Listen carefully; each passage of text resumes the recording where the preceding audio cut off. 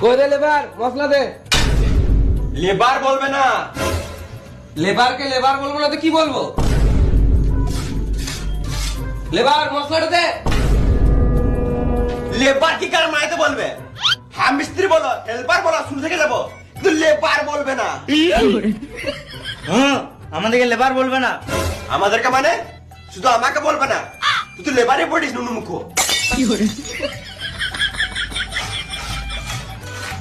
কতবার বলবো মশলাটা দে লেবার?